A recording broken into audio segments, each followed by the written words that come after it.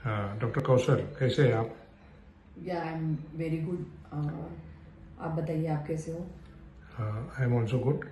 आज हम आपसे थोड़ा सा क्वेश्चंस करेंगे जी ब्रेस्ट कैंसर के ताल्लुक से, जी ताकि लोगों में थोड़ा सा अवेयरनेस आए ब्रेस्ट कैंसर के ताल्लुक से, और ख़ास तौर से फीमेल्स जो है इससे बचे। जी तो आप मेरे क्वेश्चन के लिए तैयार है? Yes, definitely. हाँ, डॉक्टर कौशल ये बताइए कि फीमेल्स में सीए ब्रेस्ट की इंसिडेंस इतने ज़्यादा क्यों बढ़ गए हैं? इतने केसेस क्यों बढ़ रहे हैं? देखिए, जो ब्रेस्ट कैंसर है वो आज हमारी सोसाइटी में बहुत ही ज़्यादा कॉमन हो गया है। इसकी कुछ वजह है। एक तो ये कि बहुत ही ज़्यादा स्ट्रेसफुल लाइफ हो गई है। जैसे कि फीमेल्स जो होती है ना, वो पूरा मतलब 24 आवर्स वो स्ट्रेस में ही होती है। वो स्ट्रेस कुछ भी हो सकता है, लाइक फैमिली में कुछ स्ट्रेस की वजह से कोई स्ट्रेस हो, बच्चों की वजह से हो, या फिर कुछ और दूसरे उनके हेल्थ इश्यूज हो। तो इस वजह से बहुत ही ज़्यादा उनकी स्ट्रेसफुल लाइफ होती है। इसके अलावा जंक फूड का यूज़, ऑयली फूड ज़्यादा यूज़ करना, आजकल जो है वो मीन्स प्रोटीन डाइट नहीं यूज़ किया जाता, वॉक नहीं करते हैं, क्योंकि पूरा टाइम फीमेल्स कुछ ना कुछ काम में बिजी होने की वजह से वो खुद के ऊपर ध्यान ही नहीं देती हैं और वॉक नहीं करती है, या फिर अगर उनके बॉडी में कुछ चेंजेस भी हो रहे हैं तो भी वो अपने खुद के ऊपर ध्यान नहीं दे पाती because of very busy life. इसके अलावा फिर सीडेंट्री लाइफ होती है, और लेट मैरिज हो गई, लेट प्रेगनेंसी हो गई। ठीक है, इसके अलावा फिर और भी मीन्स अनहेल्दी उनकी कुछ चीज़ें होती हैं जो वो डेली अपने रूटीन में किए हुए हैं। तो ये सारी चीज़ें जो होती है ना, वो बहुत ही मीन्स बॉडी पे इम्पैक्ट करती है, और जिसकी वजह से ब्रेस्ट कैंसर आजकल बहुत ही कॉमन हो गया है। इसके अलावा अगर बहुत ही स्ट्रॉन्ग फैमिली हिस्ट्री है, लाइक अगर मदर को है तो मीन्स डॉटर को होने के चांसेस बहुत ही ज़्यादा होते हैं, या अगर एज लाइक अबव 40 है तब भी कुछ चीज़ों का ध्यान में रखना बहुत ही ज़्यादा ज़रूरी होता है, जैसे कि अर्ली स्क्रीनिंग हो गई। क्योंकि ऑलवेज अर्ली, जितना जल्दी मतलब अर्ली डिटेक्शन होता है, उतना ब्रेस्ट कैंसर को जो है वो हम जल्दी ट्रीटमेंट करके और हम उसको ठीक कर सकते हैं। अच्छा अच्छा, ये जो फीमेल्स हैं जिनको ब्रेस्ट कैंसर होने के चांसेस हो जाते हैं, तो ये अपने लाइफ में किस तरीके से चेंजेस ला सकते हैं ताकि उनको ब्रेस्ट कैंसर ना हो?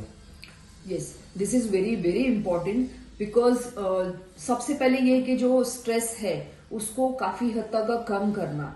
लाइक अगर कोई भी इश्यूज हो रहा है, चाहे वो हेल्थ से रिलेटेड हो या फैमिली से रिलेटेड हो, उसको बैठ के उसको सॉर्ट आउट करना बहुत ज्यादा इंपॉर्टेंट है। बच्चों की वजह से जो स्ट्रेस होता है, लाइक स्कूलिंग और पूरा दिन उनके पीछे पड़े होना, तो ये सारी चीजें भी बहुत हद तक का हमारे हाथ में है, हम इसको कम कर सकते हैं। जंक फूड का इस्तेमाल ना करें, ऑयली और फ्राइड चीजें ना खाएं। ठीक है, इसके अलावा डेली कम से कम 30 मिनट्स वॉक करना इज वेरी इंपॉर्टेंट। अपनी चीजों में जो अपने खाने पीने में जो है वो फाइबर का यूज करना है, प्रोटीन ज्यादा ले, और इसके अलावा जो है वो थोड़ा सा फिजिकल एक्टिविटी को बढ़ाएं। ठीक है, फ्रेश वेजीज और सैलेड का ज्यादा इस्तेमाल करें, अच्छी भरपूर कम से कम 8 घंटे की नींद लेना जरूरी है। And again, self examination is very very important. हमेशा जो है वो महीने में एक बार जो है वो सेल्फ एग्जामिनेशन करें। अगर आपको कहीं पे ब्रेस्ट में कोई लंप लगता है, एक्जिला में लंप लगता है, या ऐसा लग रहा है कि ब्रेस्ट की साइज बढ़ गई है, या फिर निप्पल से कोई डिस्चार्ज हो रहा है, कहीं डिम्पलिंग लगती है, ब्रेस्ट की जो स्किन है उसमें कुछ खिंचाव लगता है, ठीक है, तो ये सारी चीजें जो होती है ना वो अर्ली साइन होती है। याद रखिए कि अर्ली साइन में जो पेन नहीं होता है, लेकिन अगर आप ये सारी चीजों में से कोई भी आपको पॉजिटिव फाइंडिंग मिलती है तो इमीडिएटली अपने डॉक्टर को कंसल्ट करना इज वेरी इंपॉर्टेंट। ठीक है, वो आपको गाइड करेंगे कि क्या करना है।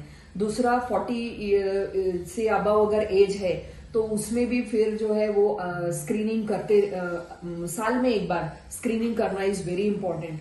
तो ये सारी चीजें से हम 100% इसको प्रिवेंट तो नहीं कर सकते हैं, लेकिन काफी हद तक का ये जो ब्रेस्ट कैंसर है उसको हम मतलब कम कर सकते हैं। अच्छा, अगर ब्रेस्ट कैंसर हो ही गया है, समझो अभी इतने सब मसले, इसके बाद भी अगर ब्रेस्ट कैंसर हो ही गया है और पेशेंट कीमोथेरेपी रेडिएशन सर्जरी करने के लिए चला जाता है, तो क्या उसके साथ में यूनानी मेडिसिन को सपोर्ट कर सकती है? 100%। अगर आप सर्जरी, कीमो, रेडिएशन कर चुके हो तो इसका मतलब ये नहीं है कि आपका मसला हल हो गया है। आपको उसके साथ साथ या ये सारी चीजें हो गई है उसके बाद में भी आप जो है वो यूनानी मेडिसिन को एज ए सपोर्टिव ट्रीटमेंट और केयर आप स्टार्ट कर सकते हो, क्योंकि ये सारी चीज यूनानी मेडिसिन जो है उसमें हम डाइटोथेरेपी और स्ट्रेस मैनेजमेंट, लाइफस्टाइल मॉडिफिकेशन और प्योर हर्बल मेडिसिन से हम जो है वो ट्रीटमेंट करते हैं। तो अगर कोई भी गाइडेंस आपको चाहिए तो आप हमसे कांटेक्ट कर सकते हैं। हम प्रॉपर वे में आपको जो है वो अवेयर भी करेंगे, आपको हर चीजों से गाइड भी करेंगे और प्लस आपको हम ट्रीटमेंट में भी हेल्प करेंगे।